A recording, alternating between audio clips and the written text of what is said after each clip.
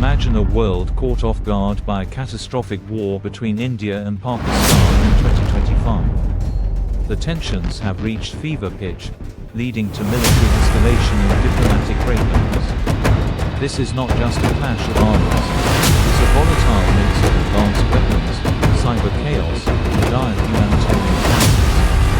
As tensions rise, a hypothetical terrorist attack on New Delhi's parliament pushes both nations into military mobilization.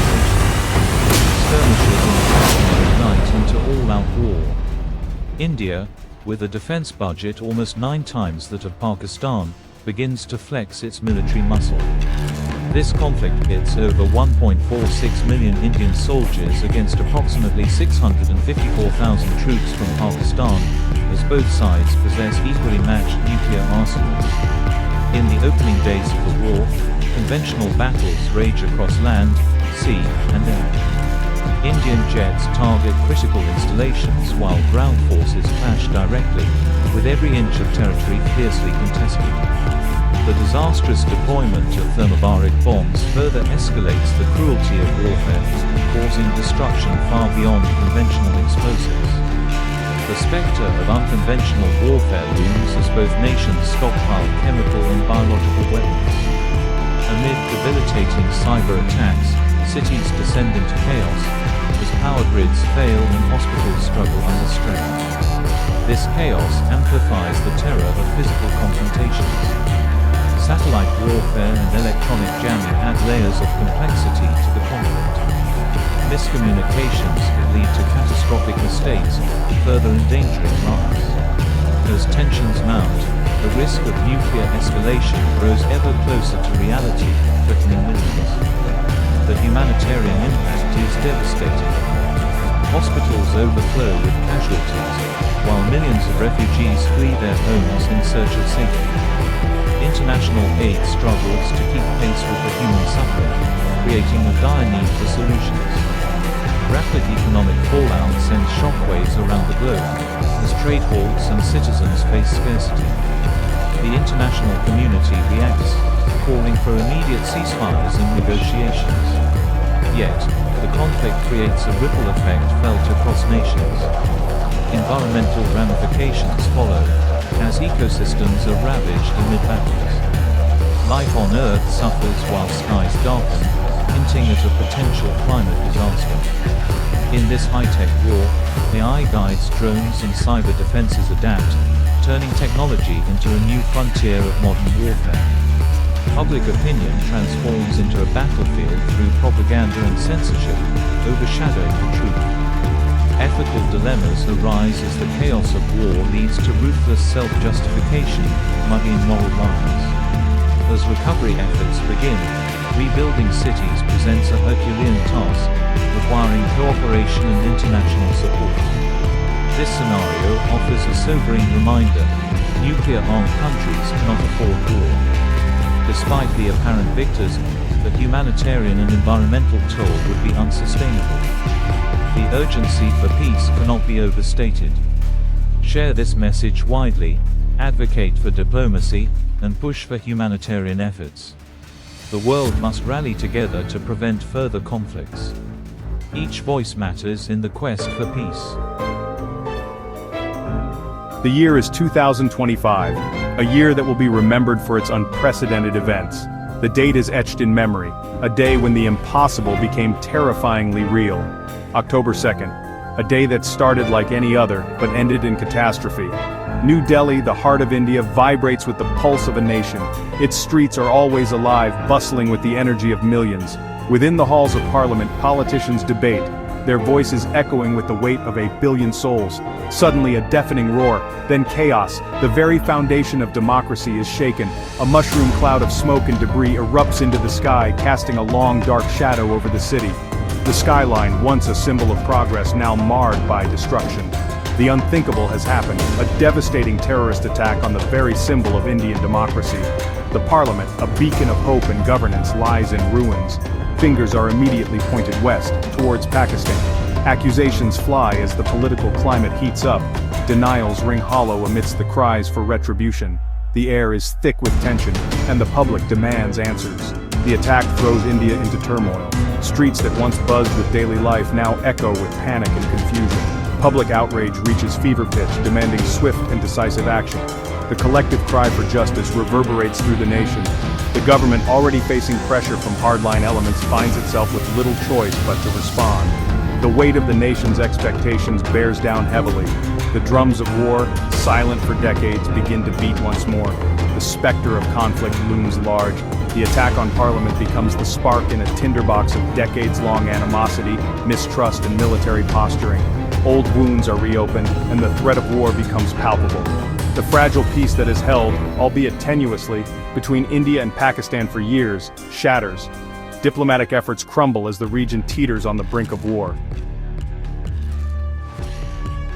On paper, the military balance appears to tilt heavily in India's favor. With its vast resources and larger population, India has invested significantly in its defense capabilities over the years. India boasts a larger army, a more powerful air force, and a more modern navy. These branches of the military are equipped with state-of-the-art technology and have undergone rigorous training to maintain a high level of readiness. Its defense budget dwarfs that of Pakistan, allowing it to acquire cutting-edge weaponry from around the world. This financial advantage enables India to continuously upgrade its arsenal and invest in advanced research and development. India's armed forces stand at approximately 1.46 million active personnel compared to Pakistan's 654,000. This significant difference in manpower gives India a substantial edge in terms of sheer numbers. India's air power consists of 2,229 aircraft, outnumbering Pakistan's 1,399. This includes a variety of fighter jets, transport planes, and helicopters, providing India with superior aerial capabilities. On the ground, India fields 4,201 tanks, while Pakistan possesses 2,627. These armored vehicles are crucial for ground operations and provide a formidable presence on the battlefield. However, raw numbers can be deceiving. The effectiveness of a military force is not solely determined by its size, but also by its strategy, training, and technological integration. Pakistan, acutely aware of its neighbor's military superiority, has developed what it calls a strategic deterrent, a potent nuclear arsenal designed to offset India's conventional might. This arsenal serves as a critical component of Pakistan's defense strategy. This precarious balance of terror, known as nuclear deterrence, has kept the two nations from engaging in full-scale war for decades. The threat of mutual destruction acts as a powerful deterrent against escalation. But the attack on Parliament threatens to upend this delicate equilibrium. Such incidents can escalate tensions rapidly, pushing both nations closer to the brink of conflict and challenging the stability maintained by their nuclear deterrence. The opening salvos of the war are swift and brutal. Indian fighter jets streak across the border, targeting alleged terrorist camps and military installations in Pakistan-controlled Kashmir. Pakistani forces on high alert retaliate with artillery barrages and counter-air operations. The skies over the disputed region become a deadly ballet of missiles and interceptors. The line of control, a 740-kilometer scar that divides Kashmir between the two nations, erupts in a blaze of gunfire. As the conflict escalates, so too does the scale of destruction. The roar of tanks shakes the ground as armored columns clash in the plains of Punjab. Helicopter gunships prowl the skies, hunting for enemy armor and fortifications. Drones, once a novelty in warfare, become ubiquitous, providing real-time intelligence and carrying out targeted strikes. The fighting is intense, unforgiving, and chaotic. Both sides suffer heavy casualties, but neither is willing to back down. Amidst the conventional carnage, a new and terrifying weapon emerges, the thermobaric bomb. This weapon, also known as an aerosol bomb or fuel-air explosive, is designed to create a massive explosion by dispersing a cloud of fuel and then igniting it. The result is a blast that is significantly more powerful than conventional explosives. These devastating explosives, capable of creating massive fireballs and pressure waves, are deployed by both sides, adding a chilling new dimension to the conflict. The intense heat and overpressure generated by these bombs can destroy buildings, vehicles, and fortifications, leaving nothing but devastation in their wake. The use of thermobaric weapons, particularly against hardened targets and troop concentrations, results in unprecedented levels of death and destruction. These bombs are especially effective in urban environments where the confined spaces amplify their destructive power, causing catastrophic damage to infrastructure and human life. The aftermath of a thermobaric strike is horrific. The landscape is transformed into a scene of utter desolation, with charred remains and smoldering ruins as far as the eye can see. The blast incinerates everything within its immediate vicinity, creating a vacuum that sucks the air out of the lungs of anyone unfortunate enough to be caught in its radiance. This vacuum effect is one of the most terrifying aspects of thermobaric weapons, as it can cause severe internal injuries even to those who are not directly hit by the explosion. Those who survive the initial blast often succumb to their injuries, their bodies ravaged by burns, shrapnel, and internal trauma. The medical teams on the ground are overwhelmed, struggling to cope with the sheer number and severity of the casualties. The use of such weapons sparks international outrage, but the condemnations fall on deaf ears. Despite the outcry from human rights organizations and global leaders, the deployment of thermobaric bombs continues unabated. The genie is out of the bottle, and the war has taken on a terrifying momentum of its own. As the conflict escalates, the use of thermobaric weapons becomes more frequent, pushing the boundaries of warfare into new and more deadly territory. As the conflict rages on, a new and even more sinister threat emerges: the specter of chemical and biological weapons. Both India and Pakistan possess stockpiles of these banned weapons, remnants of a bygone era when such horrors were considered acceptable tools of war. The fear of their use, long relegated to the realm of nightmare scenarios, becomes palpable. The international community watches with bated breath, praying that neither side will cross this Rubicon. The use of chemical or biological weapons would have catastrophic consequences, not only for India and Pakistan but for the entire region. The winds know no borders, and the fallout from such an attack would spare no one. While tanks clash and bombs rain down, another, less visible battle rages in the digital realm. Cyber warfare, once the domain of science fiction, becomes a brutal reality. Highly skilled hackers, working from darkened rooms thousands of miles from the front lines, wage war on the critical infrastructure of both nations. Power grids collapse, plunging cities into darkness. Financial networks go offline, crippling economies and sowing chaos.